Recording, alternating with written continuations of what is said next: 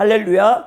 오늘 말씀 우리 사도행전 1장 8절 말씀, 성령 강림을 통한 교회의 탄생과 세계 선교 확장이라는 제목으로 우리가 함께 은혜를 나눠보고자 원합니다.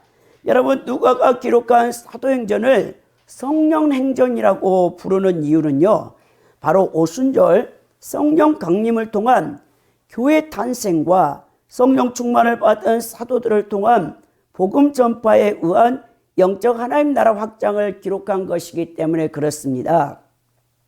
기독교 교회의 3대 절기는요, 예수 그리스도의 사역을 중심으로 기념하는 예수님의 탄생을 기념하는 성탄절과 예수님이 인류의 죄를 대속하기 위하여 십자가에 몸짓고 피 흘려 돌아가시고 장사된 지 사흘 만에 부활하신 부활절, 그리고 성령 강림절을 바로 기독교의 3대 절기로 이제 초대교회 때부터 또 사도들 더 나아가 3세기의 교부들, 그래서 쭉 이제 2000년 교회사에서 지키고 있는 절기입니다.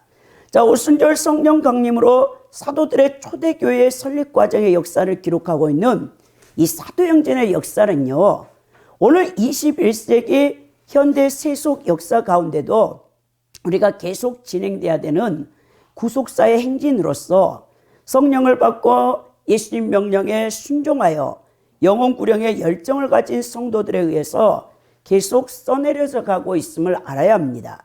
자, 지금도 교회는 사도행전 29장을 써내려가야 하는 것이죠. 오늘 말씀을 통해서 세 대지로 여러분들과 함께 은혜를 나눠보고자 원하는데요. 첫째는 구약의 오순절 절기에 임하신 성령님입니다. 둘째는 그리스도의 핏값 위에 세워진 초대교회고요. 셋째는 성령 충만을 받은 사도들에 의해서, 그리고 더 나아가서 오늘날 세계 선교에 나가 계시는 선교사들을 통해서 세계 선교 확장에 대해서 우리가 함께 나눠보고자 원합니다. 여러분, 이 성령 강림은 그냥 여러분 임한 게 아니에요. 이제 우리는 레위기서에 보면 레위기 23장에 이스라엘은 7대 절기가 있습니다. 자, 6월절, 이제 출애굽기 우리 12장에서부터 14장에 여러분 출애굽하기 전날에 어린 양을 잡아다가 불에 구워서 먹고 이 무교병과 쓴나물과 함께 급하게 먹으라겠죠. 그리고 이제 출애굽을 시킨 것을 볼 수 있는데, 여러분 6월절은 예수 그리스도의 십자가의 죽으심을 상징하고 있잖아요. 예수님이 바로 우리의 죄를 대속하기 위해서 죽으신 속죄 제물이 되기 때문에 그렇습니다. 그리고 이제 우리는 무교절, 예수님이 여러분 죽으신 지 사흘 만에 이제 다시 부활하셔서 그 순전하신 예수님을 기념하는 무교절이 있고, 6월절과 무교절은 같이 이제 지키는 거죠. 일주일 동안.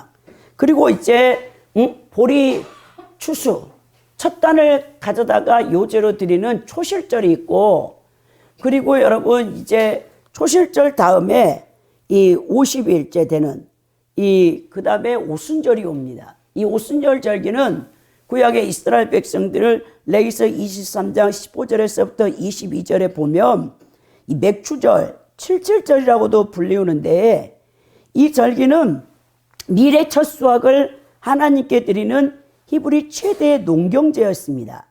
자, 이 오순절 날에는 성회를 공포하고 노동을 금지시켰죠. 먼저 유교병의 소제를 번제와 함께 하나님께 드리고 그 위에 속죄제를 드리죠. 여러분, 이 유교병을 드렸다는 것이 중요해요. 누룩을 넣었다라는 거예요. 떡 2덩이를 가져다가 하나님 앞에 이 제사를, 소제 제사를 번제와 함께 드렸다는 거죠. 그리고 이 오순절의 목적은 우리가 그 영적 의미를 살펴보면, 구약의 이 오순절의 영적 의미는 첫째는 풍성한 수확을 주신 기쁨과 감사를 표현하는 동시에 시내산에서 율법을 수여받은 것을 기념하기 위해 드려졌죠. 둘째는 신약의 오순절 성령 강림 이후에는 추수감사제가 아니라 성령 강림을 여러분 의미하는 그 변화가 되어졌어요. 그리고 셋째는 오순절은 그리스도의 부활과 성령의 역사로 말미암아 이루어질 교회 형성을 예표하죠. 사도행전에 여러분 이제 2장 1절에서부터 4절에 오순절날 예수님의 120명의 제자들에게 급하고 바람 같은 각 사람 머리에 불의 같이 갈라진 성령이 임하신 다음에 모두가 성령 충만함을 받게 되면서 이 모교회인 예루살렘 교회가 탄생하는 것을 볼 수 있습니다. 이제 여러분 오순절에 바치는 이 유교병, 누룩을 넣는 떡 두 덩이거든요. 이것은 결국 이 신약시대의 두 교회, 즉 유대인과 이방인 교회의 상징으로 복음이 유대인의 전용물이 아니라 이방인 모두에게 전파되어 복음을 받아들여지는 자는 하나님의 자녀가 될 수 있다는 것을 보여주고 있다는 거예요. 자, 예수 그리스도께서 인류의 죄를 대속하기 위해서 십자가에 못 박혀 죽으시고 장사된 지 사흘 만에 부활하신 다음에 이 지상에 40일 동안을 계셨습니다. 그리고 이 제자들이 500명의 제자들이 사도행전 1장에 보면 이 감람산에서 예수님이 구름 타고 승천하실 때 함께 있었어요.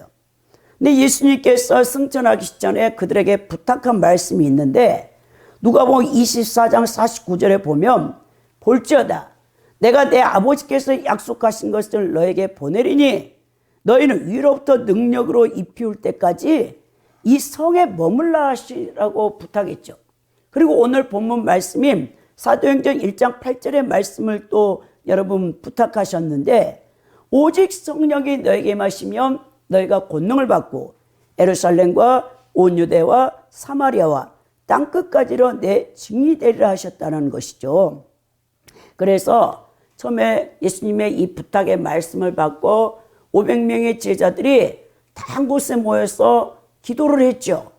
성령님이 이제 강림하실 날을 기다리고 있었죠.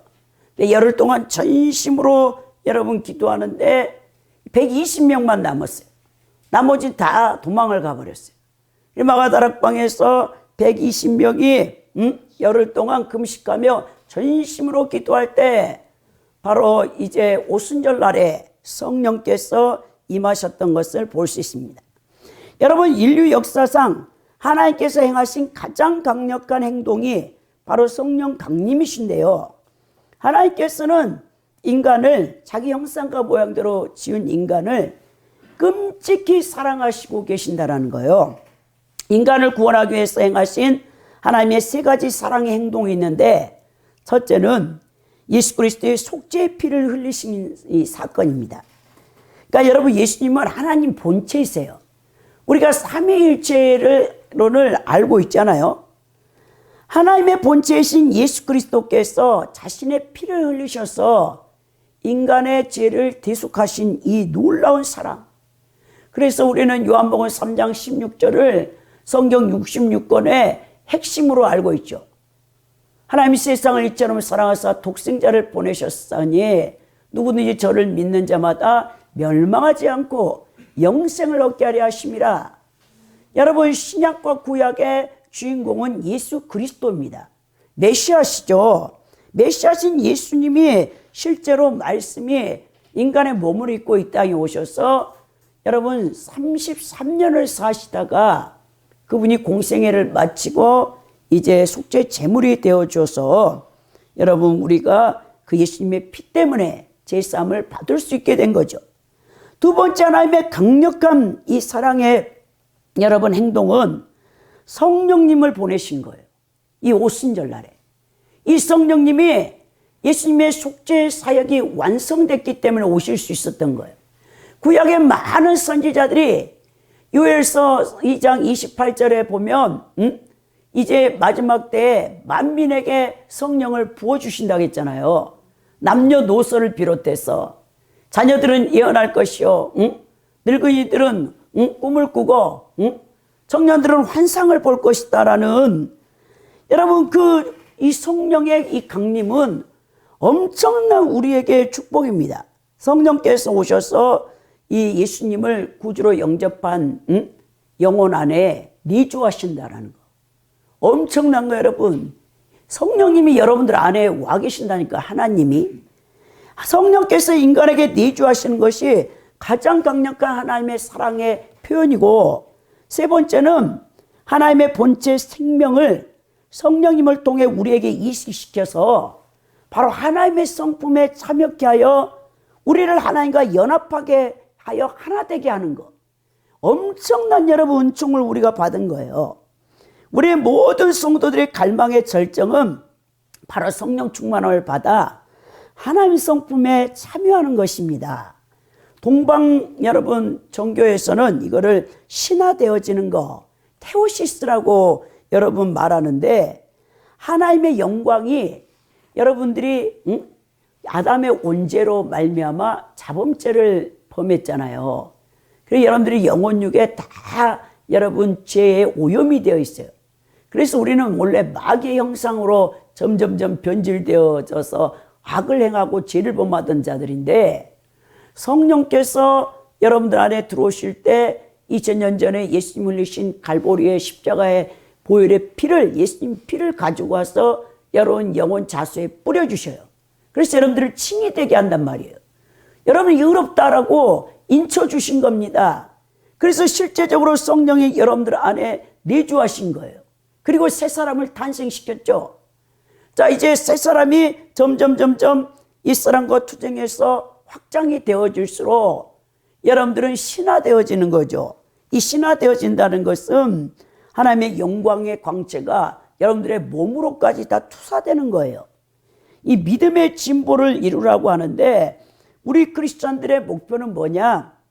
예수 그리스도의 믿음의 장성한 분량까지 이루어져야 된다는 거예요. 그만큼 영적으로 성숙되어지고 성화되어져야 된다는 것입니다. 여러분, 예수님께서 마태복음 7장 11절에서 너희가 악한 자라도 좋은 것을 자식에게 줄 줄 알거든 하물며 하늘에 계신 너희 아버지께서 구하는 자에게 좋은 것으로 주시지 않겠느냐. 여기서 하나님께서 여러분들에게 주실 수 있는 최고의 최상의 것은 성령입니다. 성령님. 성령을 선물로 여러분들에게 주시고자 원하는 거예요. 여러분, 우주 전체가 다 인간을 위해서 하나님께서 창조했는데 모든 자연 만물이 인간을 위해 존재합니다. 자, 모든 것들은 하나님께서 인간을 위해 예비하셨습니다. 근데 이 모든 자연 만물은 피조물이에요. 근데 성령님은 피조되지 않는 하나님의 본체와 동일한 하나님이시죠. 제3위의 하나님이시란 말입니다. 그래서 여러분, 교부들은 하나님 한 분만을 갈망합니다. 그러니까 여러분들, 우리는 성령론이 잘못돼 있어. 이제 성령 하면 은사 주는 거, 은사. 성령님의 나타나심, 고린도전서 12장에 보면 성령의 나타나심이 은사라고 했잖아요. 그러니까 우리는 은사에 막 그 치중을 해. 은혜 은사에 막, 그리고 축복에만 몰두해. 근데 실제적으로 여러분, 이 교부들은 여러분 은사 은혜를 뛰어넘어서 하나님 한 분만을 갈망했던 것을 볼 수 있다는 것이죠. 여러분, 그래서 여러분들도 이 성령님을 인해서 기뻐할 수 있다면 우리 하나님이 얼마나 여러분 기뻐하시겠습니까? 성령님은 진리의 영이세요. 진리로 여러분들을 인도하세요. 왜냐? 진리만이 여러분들을 생명으로 이끌기 때문에 그렇습니다. 성령이 오신 목적은요, 1차적으로 예수 그리스도께서 선포한 복음을 전파하여 진리 전파 때문에 오셨고, 2차적으로는 바로 하나님의 성품의 성도들을 참여시키기 위하여 하나님을 닮은 신적 존재가 되기 위해서 오셨다라는 것입니다. 그래서 여러분, 오늘 성령 강림 주일에 여러분들 안에 이미 성령께서 다 와 계시는데, 성령님이 모신 목적이 무엇인가를 제대로 깨달아 알아야 된다는 거예요. 여러분, 많은 사람들이 잘못된 성령의 이 체험을 갈구해요. 갈망합니다. 이 신사도나 여러분 빈야드 운동 같은 이 가짜 이 성령을 체험코자 원하는 사람들이 많은데, 여러분 날마다 황홀병에 빠지를 원한다는 거예요. 사람들이 엑스타시를. 종교 체험이 엑스타시 목표가 되고 전부가 되어서는 안 된다는 거예요. 여러분, 진짜 성령이 강하게 임하면요, 성령이 뭘 하냐면 여러분을 회개시켜요. 여러분, 회개는 마음대로 되지 않는 거예요. 아무리 여러분들이 머리의 지식으로 말씀을 갖고 있잖아요. 근데 이 말씀이 여러분들의 이 가슴에 심령에 와서 여러분들을 죄를 토해내게 하기까지는 엄청난 여러분 이게 성령의 역사가 아니고는 해결을 못하는 거예요. 여러분 왜 사람들이 예수님을 믿지 못하고 예수님을 믿는 이 성도들이 죄를 범했는데 해결을 못하냐면 해결의 영이신 성령께서 여러분 말씀의 거울 조명을 통해서 여러분들을 해결시켜야 되거든요. 근데 그게 해결가 안 되니까 못하는 거예요. 여러분 성령이 너무 강하게 임재하시면 진짜 진리의 영이신 성령님은 죄를 짓지 못하게 여러분들을 막으십니다. 아예 죄 지을 생각이 안 나요. 성령께서 매일 강하게 여러분들을 임하면 여러분 이 인간은 그런 걸 원하죠. 특히 장로교에서는 다 하나님이 하실 것이다. 인간의 자유의지를 부인하기 때문에. 근데 성화되어지는 것은요, 하나님이 아무리 강력한 은혜를 여러분 부어준다 해도 여러분들의 인간 자유의지로 거기서 협력을 하지 않으면 여러분들이 성화되어지지 않는 거예요. 그래서 여러분 이 인간의 자유의지를 통해 우리 하나님께서 여러분들을 다루시는 과정, 고난의 과정을 그래서 통과시키는 겁니다. 매일 여러분 기도에 하나님 기도할 때마다 바로바로 응답해 보세요. 어린아이 신앙으로 멈추고요. 여러분 신앙이 자라나지 않는 거예요. 그래서 우리 하나님께서 이 성화되는 것도 하나님이 주도권을 갖고 있는데 여러분들이 메마를 때 하나님 나를 버린 것 같을 때 믿음으로 말씀을 붙잡고 순종할 때 인내하면서 영적 투쟁을 통해서 영적 성숙이 이루어지는 것입니다. 여러분 종교적 엑스타시 항월경에서 계속 여러분 그것을 추구하는 사람은 연단이 안 되는 거예요. 고난 가운데 주님을 결코 포기하지 않는 과정에서 영적 성숙이 이루어진다는 사실을 여러분 잊어서는 안 되는 것입니다. 옛사람을 파쇄하기 위하여 고통의 시간을 하나님이 여러분 가하는 거예요. 여러분 세상 사람들 가운데도 예수님 모르는 사람 가운데도 야, 저 사람이 인격자네. 사람을 대할 때 참 사람을 인격적으로 대해 그런 사람들의 인생을 들여다보십시오. 그분들은 굉장히 고난을 역경을 많이 겪은 사람이에요. 예수님을 모르는 일반 자연인이라 할지라도. 그렇다면 우리 역시도 크리스찬들이 정말 예수님 같은 인격과 예수님 같은 그 성품으로 바뀌어지려면 우리도 역시 고난을 통해서 연단되어져서 나의 고집, 나의 아집, 내 안에 아직도 하나님보다 더 사랑하는 우상이 파쇄되어지고 또한 그 불순종, 말씀 계명을 불순종할 때 우리 하나님께서는 사생자가 아닌 이상은 반드시 징계와 심판하시거든요. 그때 우리는 하나님이 누군가를 더 알게 되는 거예요. 하나님이 어떠한 분인가를. 호세아서 4장 6절에 내 백성이 지식이 없어 망한다고 했잖아요. 여러분 실제적으로 하나님은요 절대 우리 성도들이 마음대로 조종할 수 있는 분이 아닙니다. 여러분 하나님께 순종하는 법을 배워야 돼요. 그래서 고난을 통해 연단되어질 때 성령께서 여러분들을 연단하시는 기간이에요. 신앙생활에 있어서 순종을 배우려면 하나님이 당금질을 여러분들을 하게 되는 것을 볼 수 있습니다. 예수님께서 가장 소원하는 것은 무엇입니까? 바로 성도들이 성령 충만함을 받아서 예수님을 드러내기를 원하신다라는 것이죠. 근데 잘못된 신사도 운동과 비냐드 운동에 빠져있는 사람들은 성령님을 이용해서 본인이 하나님이 되고자 원해. 이게 문제라는 겁니다, 여러분. 우리는 성령이 충만해졌을 때 하나님같이 되고 싶어 해요. 그 하나님 같은 능력, 하나님 같은 권위, 하나님 같은 영광을 그 은사를 마음껏 발휘해가지고 다른 사람들에게 경배받고 숭배받으려는 이게 여러분 정말 무서운 건데 이게 이생의 자랑이에요, 사실. 인간의 옛사람 가운데 예수님께서 마귀에게 시험 받을 때 육신의 정의 안목의 이생의 자랑을 시험 받았거든요. 천하 만국에 산에 데리고 가서 거기 한 번만 절을 하면 내가 너에게 사람들이 다 너를 경배하게 하고 천하만국의 영광을 주리라. 이게 바로 여러분 마귀가 이렇게 우리를 미혹한다는 거예요. 많은 사람들이 성령의 권능과 능력을 받아갖고 뭐 하려고 하느냐? 예수님을 드러내고 예수님의 인격과 성품으로 바뀌어서 정말 이 땅의 빛과 소금 역할을 감당하며 예수님을 전하려고 하는 것이 아니고 자기를 드러내서 자기가 하나님 노릇하려고, 자기가 추앙받고 자기가 경배받으려는 잘못된 성령 체험을 구하고 있는 것을 볼 때 얼마나 우리가 지금 정말 하나님 앞에 불경건한 모습인가를 우리가 깨달아야 된다는 것입니다. 여러분, 오늘 이렇게 성령이 강림하셔서 이제 우리가 사도행전을 살펴보면 먼저 베드로 사도를 통해서 역사하시죠. 그래서 성령 충만한 베드로 사도가 예수 그리스도의 십자가의 죽으심과 부활을 증거할 때 한 번에 3,000명, 5,000명의 교회가 돌아오는 역사. 그래서 예루살렘 모 교회가 세워집니다. 그 다음에 사도행전 이제 12장에서부터 이제 나머지 28장까지는 베드로 사도가 주인공이 아니죠.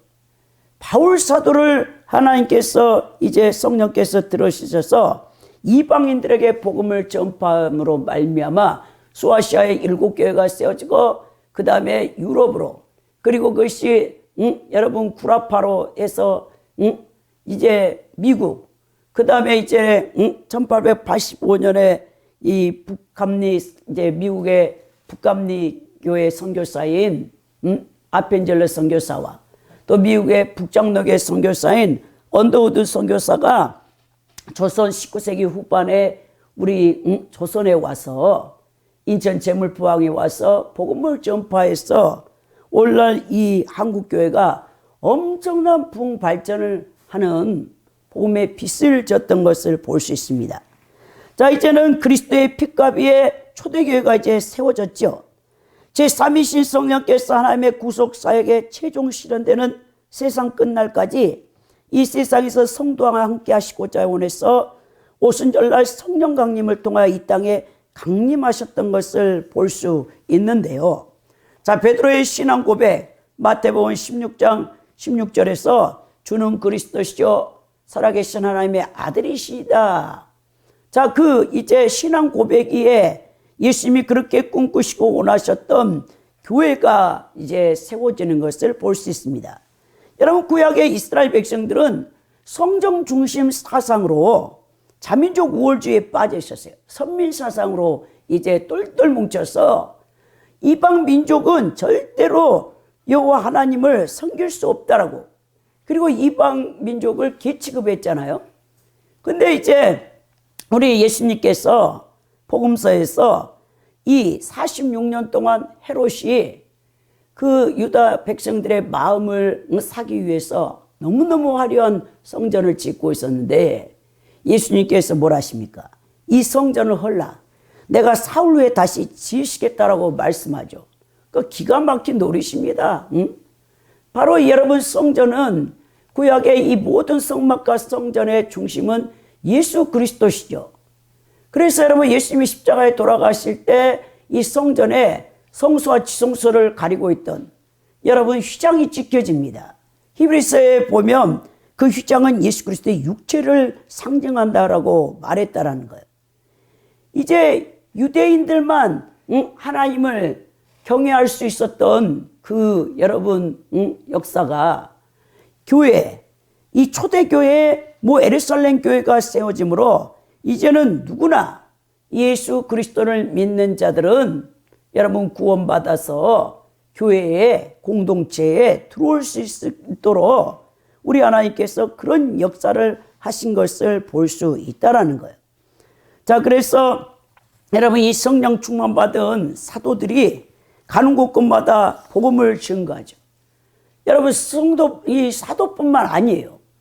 여러분, 이 사도행전의 7장에 보면 스데반 집사가, 그리고 더 이제 사도행전 8장에 보면 빌립 집사가, 원래 초대교회의 사도들이 이제 구제를 이제 하는 일에 많은 시간들을 빼앗기는 거죠. 왜냐하면 그때 헬라파 과부들과 히브리파 과부들이 싸움이 났어요. 이 초대교회 때 그 모습은 여러분 모든 자신들의 소유를 자기 것이라 하지 않았어요. 성령 충만하니까 여러분 자신들의 밭과 자신들의 물질을 다 팔아다가 사도들 발 앞에 놓으면 사도들이 그 공동체 안에 가난한 자들에게 다 나눠줬는데 그 일이 너무 사도들에게는 힘든 일이었어요. 그때 이제 사도들이 성령 충만하고 지혜 있고 믿음 있는 7 집사를 이제 선출하죠. 그래서 그들에게 구제하는 일을 맡기고 사도들은 우리는 말씀 전파와 기도한 일에 전념하리라 그랬죠. 근데 여러분 빌립 집사 같은 경우는 원래 열심으로 교회에서 충성하다가 성령 충만하니까 집사님인데도 사마리아로 가요. 그래서 사마리아 성에 가서 복음을 전하니까 막 귀신들이 떠나가니까 사마리아의 기쁨이 충만하다겠죠. 그래서 이제 사도 베드로와 요한 사도를 불러다가 그들에게 세례를 주게 하는 그 역사가 여러분 이 사도행전 8장에 기록되어 있는데 더 나아가 성령께서 인도하니까 막 광야로 나아가 온 유대로 나아가 그래서 여러분 거기에 에티오피아 니시가 이제 마차를 타고 가다 이사야서를 53장을 읽는데 무슨 뜻인지 몰라요. 그러니까는 빌립 집사가 그 마차에 올라타 가지고 네가 읽고 있는 것이 당신이 읽고 있는 것이 무슨 내용인지 아냐라고 이제 해석해 주잖아요. 그러니까 에티오피아의 국고를 맡은 간다게 네시가 그럼 이제 내게 세례를 주라. 나도 이제 예수님을 믿겠다. 그래서 세례를 주고 성령이 빌립 집사를 막 데리고 끌고 다녀. 동서남북으로 끌고 다녀. 복음 전파에서. 이런 역사가 있었다라는 거죠. 성령 충만받은 사도뿐만 아니라 초대교회 7 집사들도 막 성령 행전이니까 성령의 권능에 사로잡혀가지고 복음을 증거했던 것을 볼 수 있죠. 결국 정말 그 오순절에 강력한 성령 강림 이후에 하나님의 구속사에 있어서 복음은 예루살렘, 온 유대, 사마리아 그리고 땅끝까지 확장되어져 가는 바로 그런 역사였던 것을 볼 수 있습니다. 여러분 예수 그리스도의 십자가 부활의 가장 중요한 의의가 뭐냐면 구속사의 성취죠. 자, 예수 그리스도의 성취된 여러분 구속사역이 어떻게 인간에게 적용될 것인가? 바로 제3위인 성령님의 사역에 의해서 성취된다는 거예요. 그래서 예수님이 내가 죽는 것이 너희들에게 더 복된 일이다. 왜냐하면 예수님은 한계가 있죠.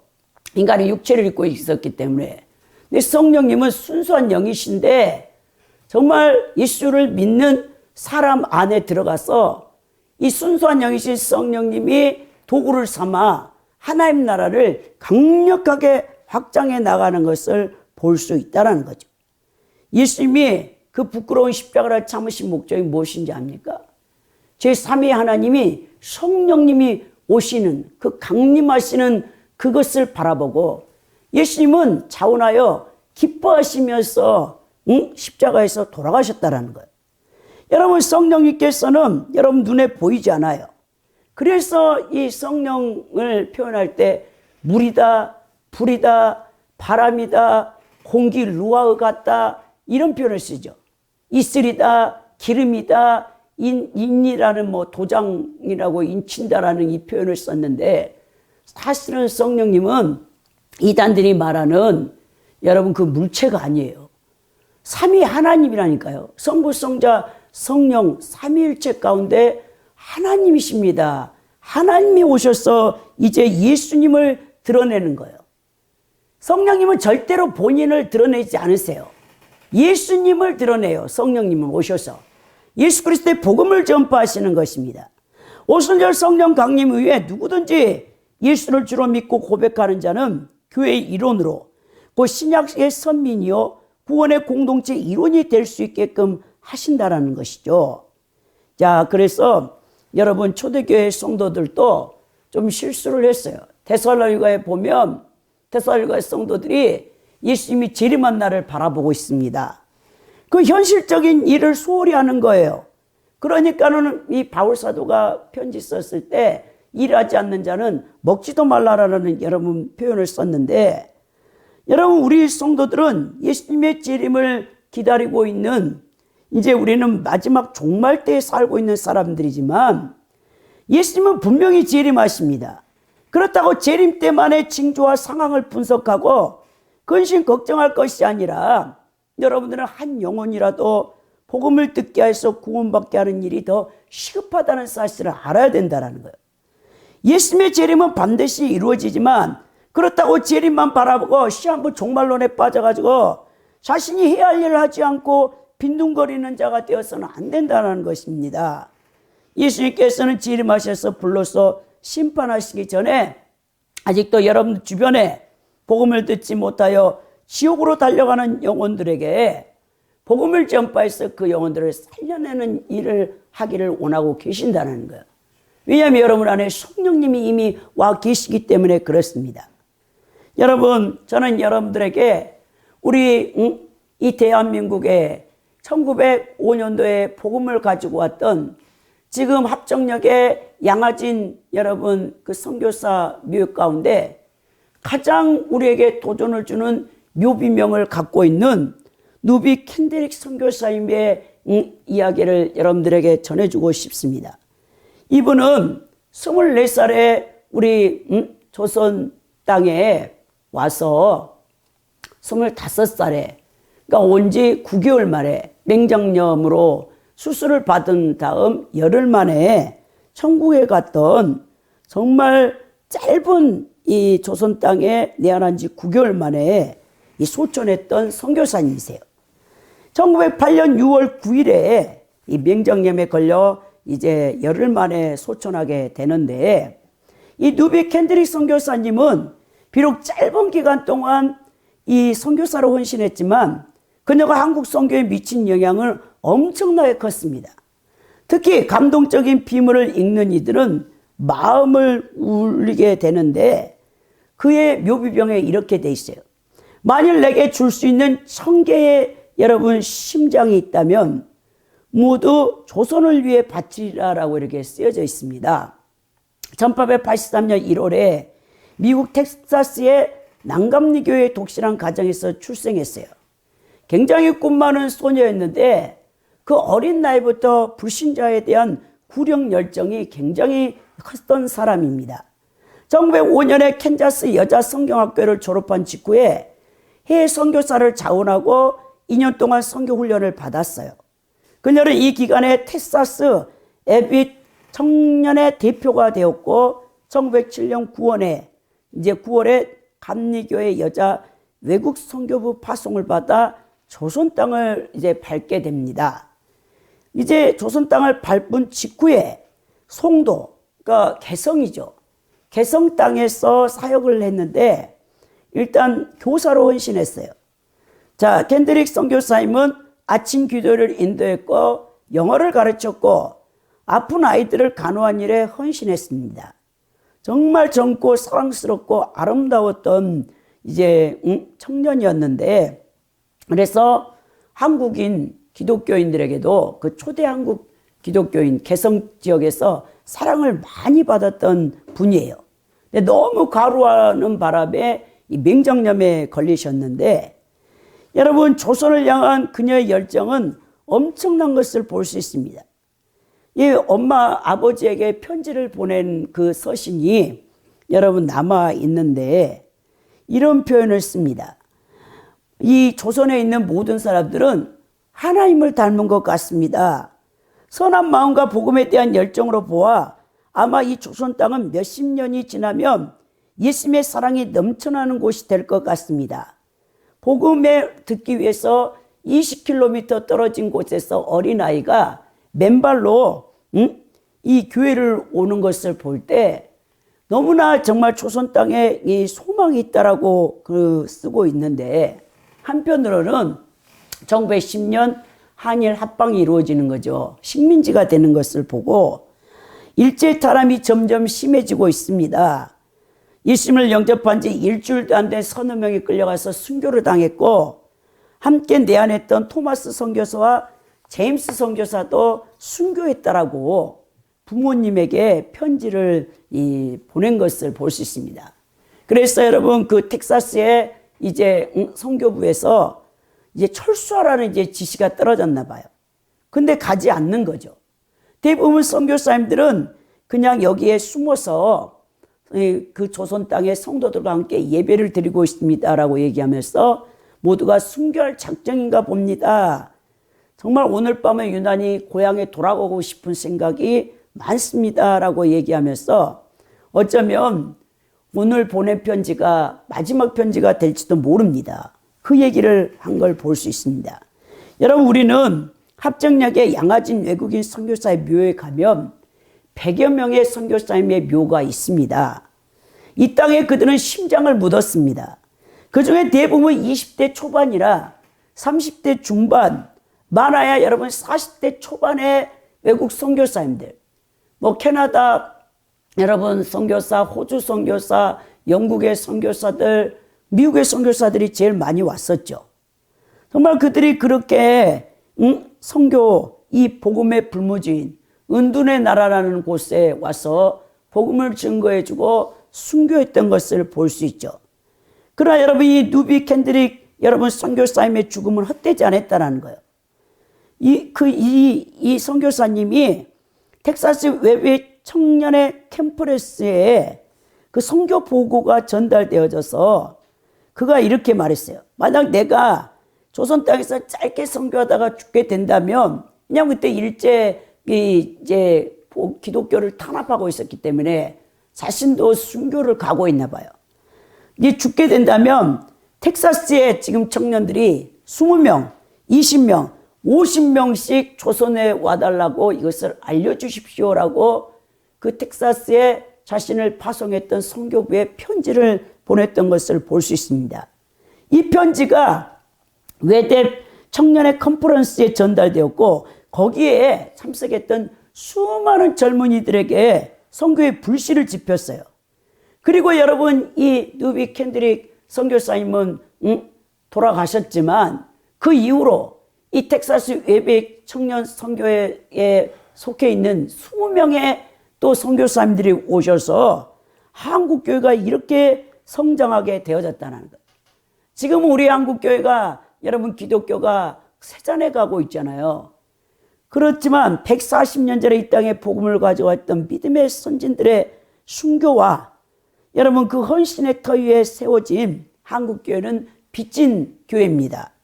그래서 우리 한국교회도 역시 복음 전파와 세계 선교의 사명을 짊어지고 있다는 것이죠. 오늘 결론적으로 예수님께서 2000년 전 팔레스틴 땅에 공생애를 시작한 지상사역은 교회를 통해 온 만민을 구원하시려는 구원의 섭리의 기반이요 시작일 뿐입니다. 이제 성령께서 강림하셔서 성령 충만받은 사도들을 통해 더 나아가 오늘도 누구든지 성령 충만한 사람들은 그리스도의 복음을 들고 나아갑니다. 그래서 우리는 그 복음이 이제 땅끝까지 증거돼요. 지금 우리 한국 교회에 파송된 선교사님도 24,000명이잖아요.